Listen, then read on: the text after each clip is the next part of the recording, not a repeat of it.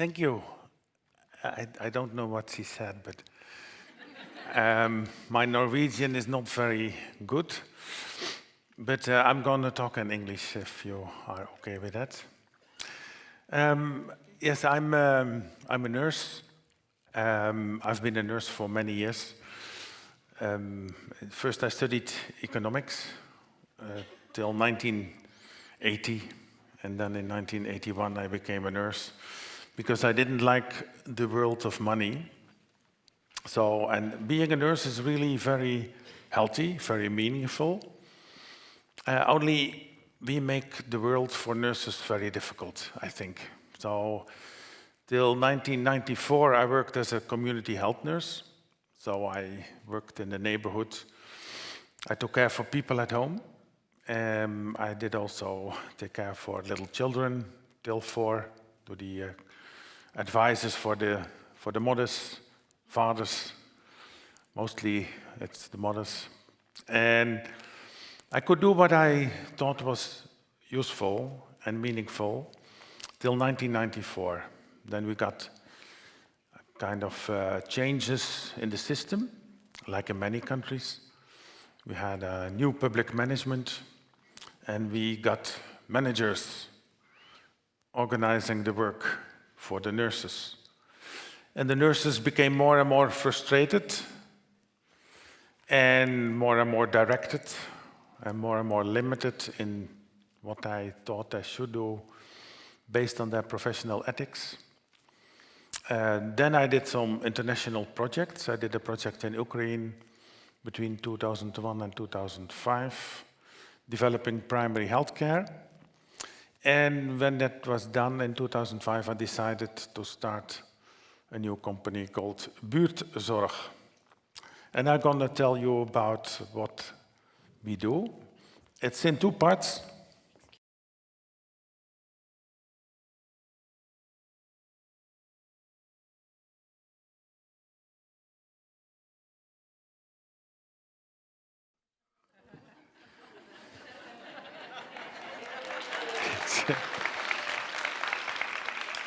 Yes, I had a retirement last week, and I did a rock opera. And I was on stage, and it started with a song of Pink Floyd. Another brick in the wall, we don't need no education.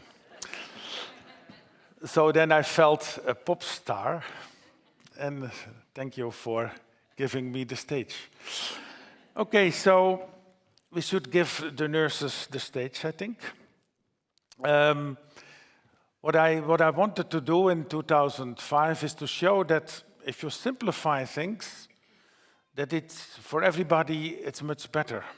So what I thought is I bring all my ideas together, and then I start a new organization, and then I'll invite everybody to work there. So that was what happened. I built on a few principles. For me, healthcare is not very complicated. I don't know if you agree with me, but people have a problem, or a healthcare problem, or a potential problem, and they need somebody to guide them and to help them. And if you limit it to as less as possible people, then people can oversee. It's also easier to build a trustful relationship. And the outcome, the results, will be the best. That was my idea. So what I thought is, okay, healthcare should be looked at from a holistic perspective. So people are not their diagnosis. They have a life, they have a coping strategy, and you have to take care that they have to deal with as less as possible care workers. So at the moment we started, everything was fragmented. We had 15 products, like nursing, nursing care special, nursing care extra, and they were all defined in different tasks. And then we had care extra, guiding, 15 different products. And everybody was doing tasks, and there were people with dementia.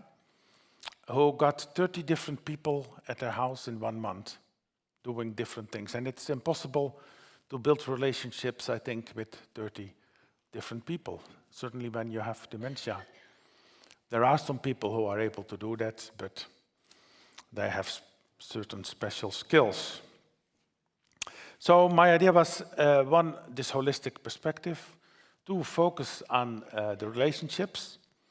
So if you know somebody or get to know somebody, then people will tell you what their concerns are. So you have to build on trustful relationships. That's also between healthcare workers. So my idea was to build teams where nurses can work together, who have the same idea, same vision, and they get to know each other and they become kind of group of friends. So that, and they do everything together. Then the third one is focusing on the outcome, the results. So what we did in the system was focusing on the products, and the products had a price. And if we captured the minutes of the tasks, then we knew how much it cost. But because of that, the healthcare and the healthcare costs exploded. So in the villages I worked as a community nurse, we were with approximately 10 nurses. And we did prevention, community care, we did the youth care. At the same places now, after so many years, there are 120 nurses doing the same things. So we cut everything in different tasks, and therefore people have to deal with many different healthcare workers. Then bureaucracy is a big problem. I don't know if you experience that also here in Norway, but in many countries, bureaucracy is terrible. So, and healthcare workers want to deliver healthcare. They don't want to spend too much time on administration and registration. So what we did is we started also an IT company, and this IT company took care for all the administration. So we said to the nurses, just go to the patients, do what's needed, monitor the results of it. We have a system called the Omaha system, comes from Omaha in the US. And based on that, you can spend most of your time on patients, and the rest, the registration, the billing, we keep as simple as possible. So we reduced these products, these 15 different products, just to one service. So we said we are not going to register all the minutes and all the tasks and so on. And with the health insurance in Holland, so in the Netherlands, we have a health insurance system, and that's paying for the community care. We agree on just one price. We do everything for one price. So, and they said it's the average price of these 15 products. Just pay us what you pay the others, but just the average price. And then the whole administration became very, very simple, because it's just the time we spend with people, and that's the time we bill to the health insurance. So this IT system also took care for the communication. So we said if we have nurses all over the country, then they can communicate with each other, I can communicate with them, and I write blogs, so I don't. I was used to write policy notes, strategic notes, and all these things, but I just stopped doing that, and I was just sharing my thoughts on things, and the nurses respond, okay, that's a good idea, or that's not a good idea. And if it's a good idea, then we made it our policy. So this was the IT system. This became a very popular IT system in the Netherlands. So I was one of the shareholders of this IT company, and then competitors phoned me if this was a very good IT system. I said, of course, it's the best there is. So then I also had, we have competition in the Netherlands. We have thousands of home care organizations. So I got all the information from the other organizations. That was a very nice coincidence. Of course, I didn't use that, but I could have. Then the focus on the neighborhood. So what happened in the 90s was that based on the ideas of economy of scale we organized more and more regional. And I also heard that that was one of the problems in Norway. And I said, no, the healthcare and health behavior should be organized locally in the neighborhood. So what my idea was is if you have a neighborhood of a few thousand people, then you build a team around that, and this team is taking care for everything in this neighborhood. So the skill of the neighborhood was the last principle. I'm coming back at 11, and then I will tell a bit more about the organizational consequences. So now is the focus more on the healthcare part.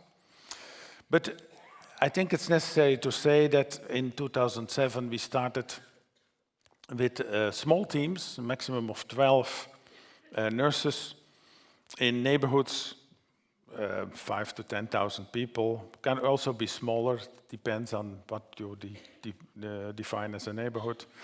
And the teams are responsible for everything. So they have their connections with the doctors, with the hospitals, they get the referrals, and they just, when they got a referral, they visit the patient, they look what's needed, and then they start working on self-independence. So self-support of people is the most important value. This is what happened after. So the first year we had, well, it was kind of an experiment, 2007, we had around 12 teams. And it didn't matter if it was in Amsterdam or in the south or the north of the Netherlands. Every time again, the same thing happened. These nurses organized themselves. They developed their own informal networks with the doctors, with the informal volunteers in the neighborhood. And within a few months, they were break-even. So I created a foundation. So Buurtzorg is not a commercial organization, but it's a foundation, and I think that healthcare should be public. So my idea is that all the market incentives I see in the Netherlands are kind of destroying the ethical part of healthcare. So at the moment we have 15,000 people working. We deal with 100,000 patients per year. All over the country, we have 900 Buurtzorg teams, but we also have 400 what we call buurtdiensten teams. That's another service we deliver, that's domestic care. And it's funny to see, we have just a year report finished of last year, and then about the part of complaints, then there was this nice line about last year there was 1 complaint on 100,000 patients. So, yeah, thank you.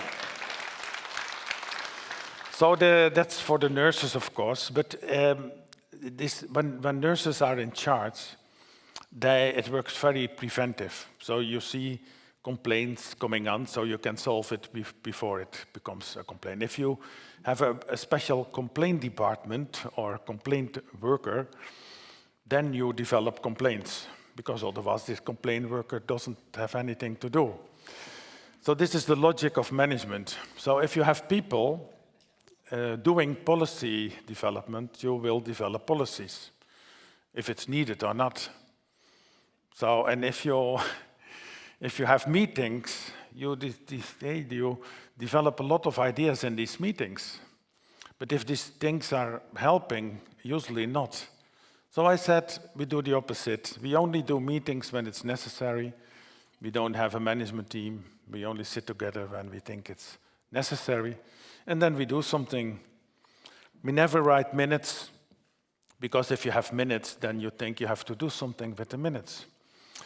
So all these things, if you look at it from normal life, like you do at home, and you see this is the way you can also do your work, then it's getting more and more simple, and things are solved in a very diverse way. The one team solves things in this way, the other team in that way. So we focus a lot on diversity. The teams are all a bit different. The teams in Amsterdam, they talk a lot. I don't know who has ever been in Amsterdam, but they're quite arrogant, I think. But that's nice. It's nice to be part of the Amsterdam teams, but they handle things very differently than in the south of the Netherlands. There, the first thing that comes on the table is pie, and they solve everything with eating pie. Yeah, so for the economical part, so I studied 2 years of economics, and that was enough to make a financial model. So my principle is very simple. If there's more money coming in than there's going out, things are going well. So that's like at home. So I have a very simple model. Because the price we get is just one price, and then we have 90% or 92% even goes to the healthcare workers, and the rest is just office, IT, and some other costs. So that's very simple, and then the teams know how high the productivity has to be financial sustainable. The turnover is now around €500 million. So we started with €400 in 2006, and it's now, but it's still the same. So it's very simple, and it's very simple to handle, and everybody understands it. We took over another company because this whole idea about self-steering, is that possible in all kind of organizations? There was an organization who got bankrupt, and the minister called me. He said, can you play a role in taking over these people? Because otherwise they don't have jobs anymore. So we said, yes, there's 2,500 people. In one day, on the other day, they started to work in self-organized teams, and everything went well. We raised the salaries. That was the first thing we did, because these were people who were doing the domestic care. And we said, okay, you earn more than you get. If you don't have overhead, then we can spend the money on you. They were very happy with that. And it became the most profiting part of the organization.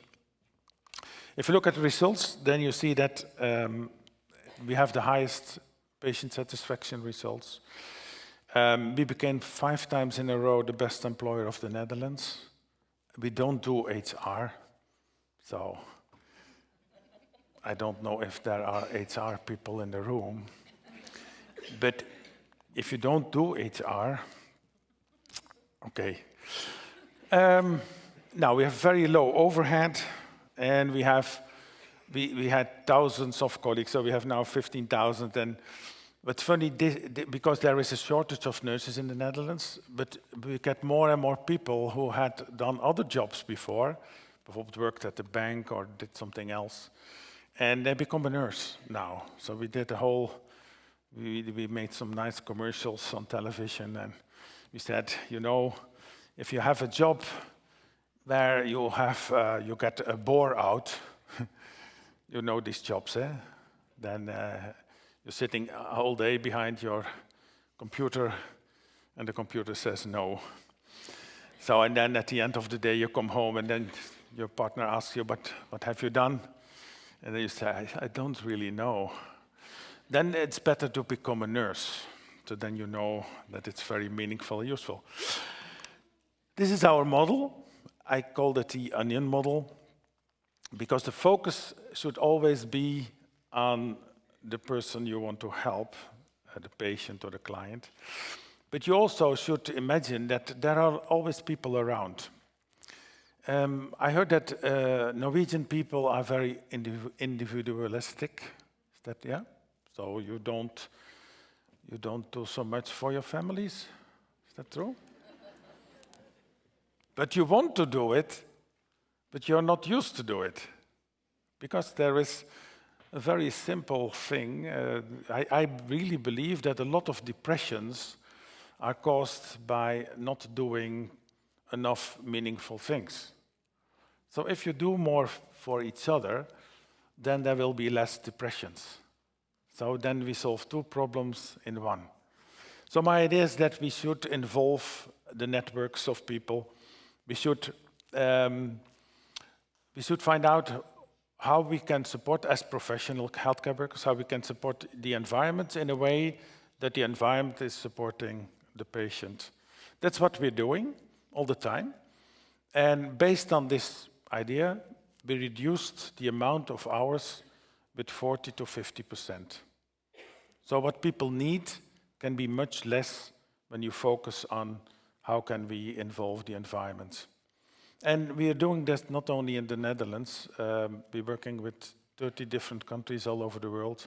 And it's the same in Taiwan and Japan, in Brazil. So, okay, I see now that the color changed of the minutes here in front of me. It's getting yellow. I think it's getting red after 5 minutes. There's a system behind it. Good. I will tell a bit more about self-organization in the 11 o'clock. This is our office. We don't call it a head office because it's just people who are supporting the teams. There are 50 people working on 15,000. So we have the lowest overhead of the country, of the world, I even think. Good. That's a bit more later. This is the way we looked at our IT system.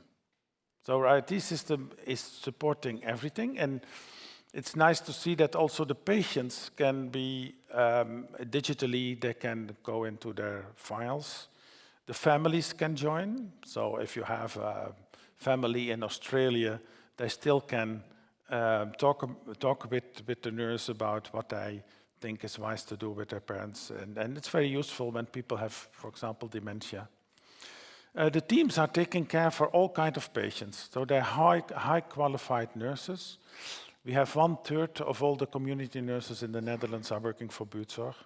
We became the biggest organization in the Netherlands just by letting it grow naturally. So we didn't do any marketing. But there was a lot of publicity around us. We came on television and different documentaries, programs, newspapers, so that worked very well. So I got the prize for the best marketing in healthcare. So I was invited to give a presentation about our strategy. And then I had all these nice slides. And then the last slide was marketing budget €0. And they were not very happy with that because they were also developing the education for marketing managers. So yeah, it's very disturbing. This is what happened after we started with Buurtzorg. So we have a lot of different services. We have hospices, we have pensions. Pensions are places where people can stay for a while if they can't stay at home. Focus is always to go back home afterwards. So there's also nurses working. We are also now starting a building cooperation. So we think that we should bring houses to neighborhoods instead of taking people out of their houses. So we built wooden houses, 15 to 20 houses, so that people can stay in their neighborhoods if they can't stay in their houses anymore. So, and then we invite the neighborhood to support these people. And it's going very well. So there are a lot of people who want that, and we're doing it all over the country. We have youth care, maternity care. We have also a mental care organization called Buurtzorg T, with psychiatrists and psychiatric nurses. It's the fastest growing organization in the Netherlands now. It's very difficult to get psychiatrists, but with us they apply for jobs and they just go to the patients at home. They said we should not kind of serve people in a cold office, but we should go at their houses and see how their environment is, because usually with mental care, also the environment has to deal with it. So we also treat the environment. So that's the mental care part. So this is all what has happened. So all the time we started new companies. So I don't know exactly how many companies we have. I think around 10. This is what we saw that happened. So overhead very low, and it's fun throughout the years. Every year we do exactly the same. Only it's getting a little bit bigger. That's the only difference. Then at the moment, and that's very interesting, I think, is we have to deal with the demography. So we see that we have more and more elderly, more and more people who need care. And I made a program a transition program, and probably we will get 200 or 300 million euros for it to develop it. I said, if we take now 100 neighborhoods and we just put a fence around it and we start all over again, how would it look like? So that was my question. So we said, if we say that everybody can contribute in this neighborhood, and I said, I take the neighborhood as an ecosystem. So that's the neighborhood, that's what people can oversee, and that people can contribute to other people. So I defined 5 different themes for this project. And I said we have to move from a transactional way of looking at healthcare to a relational way of looking at healthcare. I don't know if you have any images with that, but that's part of the program. So we say, okay, we are going to, let's say that the healthcare got fragmented because of all the problems we have and all the management thinking behind it. So instead of disintegrate, we have to integrate. So we can combine all kinds of tasks. That's one thing. Then we are going to focus on prevention. So we have a lot of problems because we made these problems because we don't think from a preventive mindset. So my idea was, if we focus on prevention, it will avoid a lot of healthcare problems. Then we have to invite the community to join. I was in Malawi a few months ago. We're doing a project in Malawi. And there I was with 2 doctors, and they go to the villages.